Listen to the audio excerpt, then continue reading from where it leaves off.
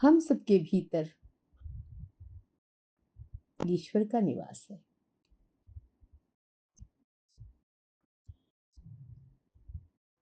जब हम इसे पढ़ते और समझते हैं तो एक स्वाभाविक प्रश्न आता है कि यदि हमारे भीतर ईश्वर है तो हम बुरे कर्म क्यों करते हैं?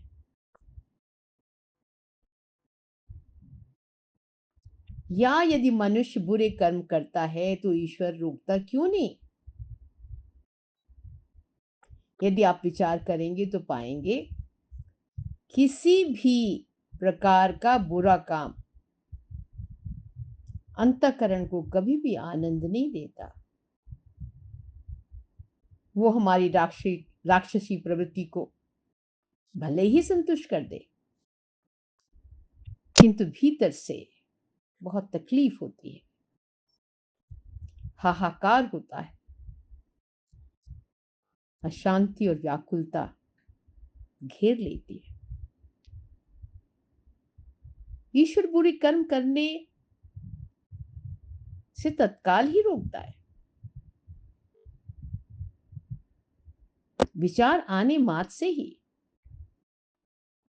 जब भी मनुष्य बुरा काम करना चाहता है तत्क्षण उसके मन में संदेह, भय और लज्जा का भाव उत्पन्न हो जाता है।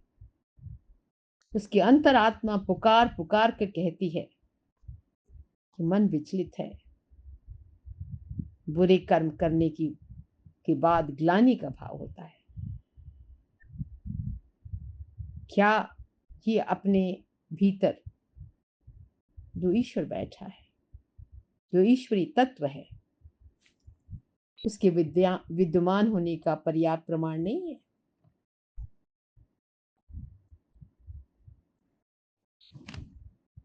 ईश्वर आपकी स्वतंत्रता को कभी नहीं लेता।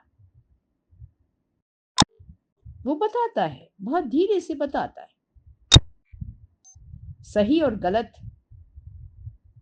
आपको सोचना है।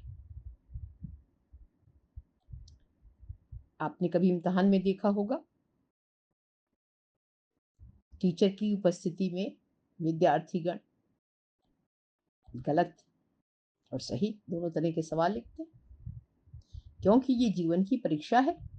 वो आपकी कोई रोक टोक नहीं करते। तो आपको जो ये